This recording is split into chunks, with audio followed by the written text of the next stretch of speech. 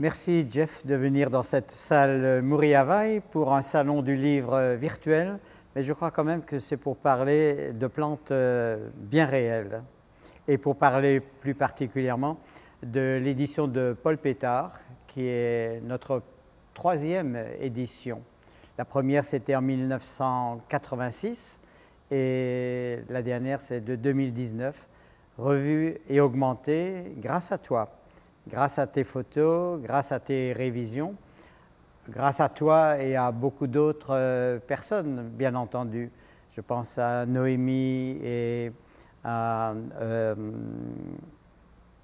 Yves Doudout.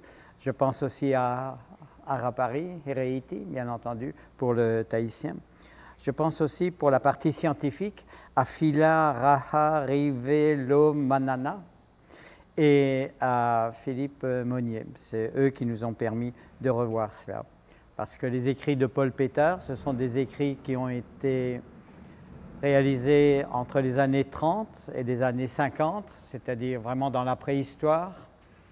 Et à ce moment-là, Paul Pétard, qui était pharmacien, ne s'intéressait qu'aux plantes utiles, aux plantes tanifères, aux plantes tinctoriales, aux plantes ichthyotoxiques, mais il s'est aussi intéressé aux plantes médicinales et je crois que c'est un peu pour ça que ce livre a toujours eu du succès. Dans ce livre, il y a 220 plantes qui ont été citées et toi, tu les connais toutes, dans tous les lieux, île haute, île basse. Oui, merci de m'accueillir au sein du Salon du Livre numérique. C'était une bonne façon de m'attraper parce que sinon je ne pouvais pas être là dans le salon réel. Donc oui, c'était mon plaisir de trouver toutes ces plantes-là. Hein. C'est un petit peu encyclopédique. Il y a des plantes qui ont été décrites, qui sont citées, qui ont des noms polynésiens, qui ont des noms latins. Et moi, j'étais collectionneur de timbres au début, donc je me suis mis maintenant à la collection de plantes et de photos de plantes. Donc oui, je les ai rencontrées à peu près toutes, voire toutes. Je n'ai pas fait le décompte de ce que je ne connaissais point, mais je ne pense pas en avoir une qui me sort de l'esprit. Et tu les as découverts dans leur réalité, c'est-à-dire dans leur milieu, bien entendu. Mais ce qui est tout à fait étonnant avec toi, tu les as connus avec les noms qu'ils portent aux Tuamotu, aux marquises. Tout à fait. En tant que forestier, je me suis d'abord intéressé aux arbres, mais assez rapidement en Polynésie, le terrain de jeu est superbe pour trouver de nouvelles plantes, des plantes qui n'ont pas été vues depuis longtemps. Et puis je me suis aperçu que non seulement on pouvait avoir des plantes rares, mais on a aussi des noms de plantes qui sont en voie de disparition. Donc je me suis pris de passion pour le recueil des noms polynésiens de plantes. Parce qu'il y a une relative homogénéité maintenant entre les différents archipels, soit c'est le tahitien qui prend le pas sur les autres langues, soit c'est des fois le Paumotu, puisque le mot Kahaya, le mot Mikimiki sont des Tuamotu, mais il y a des vrais noms tahitiens pour ces plantes-là, qui sont Tafano et Aie. Donc on a de la déperdition, de l'homogénéisation. Donc ça m'a plu de recueillir tout cela et de les comparer aussi d'un archipel à l'autre. Et peut-être c'est un travail à venir, mais plutôt en linguistique, pourquoi les noms pour les mêmes plantes entre les différentes îles et archipels ont beaucoup évolué, pourquoi ils ne sont pas les mêmes? C'est la raison pour laquelle, dans la liste des plantes, médicinales en particulier, mais de toutes les plantes, il y a le grand titre, si je puis m'exprimer ainsi, et il y a toujours le sous-titre avec les différents noms qui sont donnés dans les différentes îles, parfois dans certaines vallées. Il faut dire que Paul Pétard était un pharmacien, et en tant que pharmacien à cette époque-là, il s'intéressait aux plantes, que l'on appelait parfois des simples ou que l'on appelle aussi des herbes. Et c'est la raison pour laquelle ça vaut un peu la peine de parler de l'herboristerie, c'est-à-dire du commerce des plantes. Il faut dire que depuis 1941, grâce à Philippe Pétain, eh bien, il n'y a plus d'herboristerie en France. Et c'est la raison pour laquelle la pharmacopée, c'est-à-dire la connaissance des plantes locales, c'est une pharmacopée qui est bien particulière. La seule herboristerie qui soit protégée, qui soit légalisée, c'est l'herboristerie chinoise, qui est contrôlée, dont les plantes sont l'objet d'un arrêté au journal officiel de la Polynésie française. Mais qu'en est-il des plantes locales, des plantes tahitiennes, marquisiennes, Paumotu? Eh bien, il n'y a pas d'herboristerie proprement dite. Donc ça pose un problème de catégoriser cela. En effet, les pharmaciens ont toujours le monopole des plantes, de la vente des plantes. Et il y a eu 148 plantes qui ont été libérées en 2014, c'est-à-dire qui peuvent être vendues ailleurs qu'en pharmacie. Et parmi ces plantes, ce sont des plantes, disons, européennes.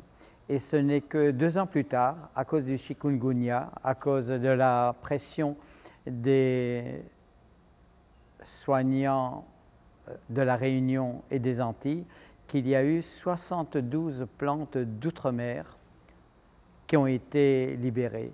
Et parmi toutes ces plantes, il y a une seule plante océanienne, et c'est le kava.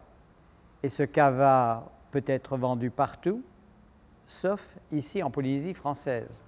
Donc c'est ce qui pose problème et c'est ce qui pose bien interrogation. Donc c'est vrai, comment classer les plantes médicinales? On peut les classer parmi les plantes aromatiques médicinales, on peut les classer parmi les plantes aromatiques à parfum et médicinales, mais il n'y a toujours pas cette possibilité de commercialiser les plantes médicinales, ce qui est un grand problème, parce que toi qui t'intéresses à la préservation du milieu, toi qui t'intéresses à la préservation du patrimoine naturel, ces plantes qui sont rares, qui sont difficiles à trouver, elles font partie de ce patrimoine naturel. Tout à fait. Tout à fait, patrimoine naturel ou patrimoine culturel, en l'occurrence du fait des usages.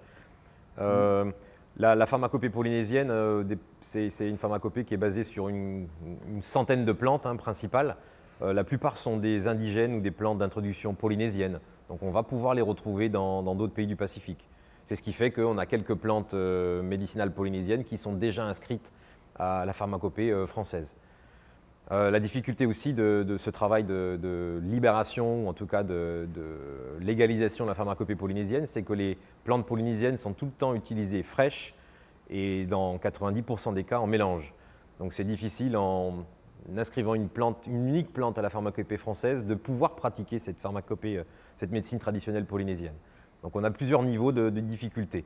Néanmoins, les inscriptions à la pharmacopée française, l'inscription la libération des plantes, même si ça reste symbolique, c'est très bien de le faire sur quelques exemples de plantes polynésiennes. Donc c'est tout le travail qui est en train d'être mené, je pense, par la direction de l'agriculture, en lien avec différentes associations, différents scientifiques. Mais le chemin est encore long. Bien sûr, et je crois que quand même l'expérience de cette pandémie qui a remis peut-être un certain nombre de pendules à l'heure, si je puis m'exprimer ainsi, à la véritable heure, c'est-à-dire une aspiration à une vie peut-être un peu plus naturelle, à une alimentation un peu plus naturelle, eh bien peut-être ça concorde aussi avec cette aspiration à des soins un peu plus naturels. Et c'est la raison pour laquelle, dans ce livre de Paul Pétard, on parle de la médecine intégrative, c'est-à-dire une médecine qui coexiste avec la médecine scientifique. Pendant longtemps, à cause de la méconnaissance des plantes, pendant longtemps, peut-être à cause du mauvais usage des plantes, peut-être pendant longtemps à cause des accidents dus à l'ignorance concernant les plantes médicinales, peut-être pendant longtemps, il y a eu un refus, une barrière entre la médecine scientifique et la médecine traditionnelle. Et peut-être cette barrière est en train de se lever un tout petit peu. C'est le sens des travaux entrepris dans plusieurs archipels, effectivement, oui. D'essayer de réhabiliter la médecine polynésienne qui a été un petit peu battue en brèche il y a peut-être 20 ans, 30 ans, lors d'accidents regrettables. C'est pour ça que lorsque nous avons voulu rééditer le livre de Paul Pétard, parce que Harry Poe ne se contente pas de rééditer tel quel, on a voulu voir ce qu'il en était des recherches qui avaient été menées sur les plantes. Et Paul Pétard avait fait des recherches, en particulier dans l'ancien hôpital colonial que l'on appelait Waiami. Il a même fait des recherches dans les laboratoires à Mamao. Mais ces recherches scientifiques se sont poursuivies, elles se poursuivent et elles se poursuivent encore à l'heure actuelle à l'université. Ce sont des recherches qui sont faites localement, dont on parle, des thèses qui sont faites localement à l'UFP, mais il y a aussi des recherches qui sont faites ailleurs. Et c'est la raison pour laquelle, quand même, un certain nombre de plantes d'ici, dont parle Pétard, ce sont des plantes qui sont exportées. Par exemple, les graines de tamanou sont exportées et leur utilisation, elle est faite ailleurs. Mais parmi ces plantes qui sont exportées, il y a une fougère, qui est d'ailleurs la fougère, le symbole un peu de la pharmacopée de la Polynésie, le Metua pua. Et c'est vrai que cette fougère, elle est exportée aussi dans des laboratoires quelque part en France. Donc cette nouvelle curiosité qui est donnée pour les plantes, eh bien, ça montre toute l'actualité de l'ouvrage de Paul Pétard. Je voulais souligner aussi les thèses qui ont été faites, ou les travaux qui ont été faits à l'université, ça touchait notamment Metua pua, le santal, le tamanou. Il y a eu un petit peu de travaux sur les nonis. Donc effectivement, on retrouve des grands classiques de plantes utiles polynésiennes. Et je voulais insister aussi sur l'aspect évolutif de la médecine traditionnelle polynésienne, puisque telle qu'elle est racontée, telle qu'elle est décrite par Pétard, on a déjà un tiers de plantes qui sont des introductions modernes, qui ont été introduites par les premiers Européens, en tout cas depuis la fin du XVIIIe siècle. Donc ça montre que cette médecine traditionnelle évolue. On pouvait se poser la question, peut-être à nouvelles maladies, nouvelles plantes médicinales. C'était peut-être ça la logique des Tahitiens à l'époque pour trouver des parades à ces nouveaux germes arrivants.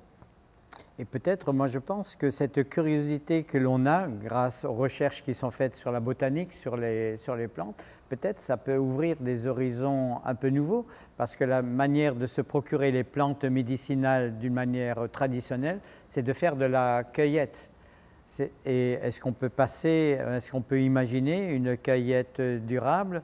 Est-ce que ça pourrait être le propos d'une agriculture un peu diversifiée? C'est-à-dire, il y a peut-être 50 ans ou 100 ans, la plupart de ces plantes médicinales étaient favorisées ou aidées un tout petit peu dans le voisinage de là où habitaient les gens.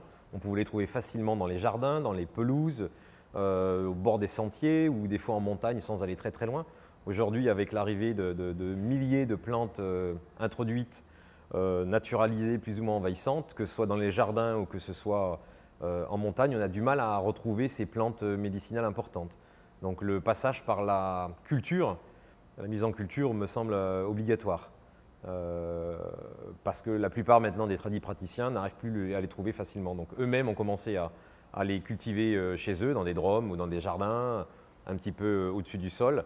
Donc oui, nécessairement, on va avoir besoin de pépinières de plantes médicinales et de gens spécialisés là-dedans. C'est pour ça que je crois que le livre de Paul Pétard va être promis à un bel avenir encore à ce niveau-là. Un des intérêts de la dernière édition, c'était aussi d'avoir des photos en couleur de la plupart de ces plantes-là pour que les gens se trompent moins. Bon, quoi qu'il en soit, comme c'est écrit dans le livre, décrire n'est pas prescrire. Je te laisse peut-être continuer sur ces petits mots, parce que c'est un peu difficile d'en parler. C'est vrai. Je crois que la première responsabilité, c'est d'abord de ne pas nuire, primum non nocere. Et c'est vrai que ce n'est pas parce que c'est naturel que ça ne peut pas être dangereux. Et bien entendu, il n'y a aucune innocence dans les plantes que l'on peut rencontrer dans la nature.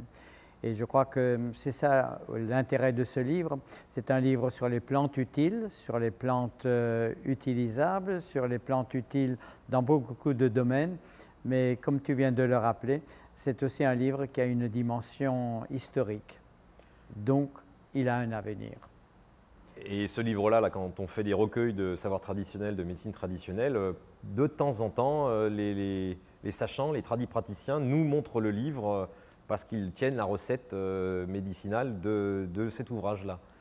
Donc, Oui. il est largement rentré dans les usages, oui. Et pas qu'à l'avenir, pas qu'à l'avenir. À l'avenir, bien entendu, mais déjà depuis quelques dizaines d'années.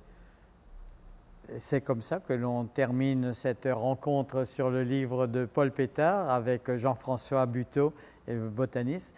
Et c'est avec des plantes réelles que nous terminons ce salon du livre virtuel. Merci pour votre attention.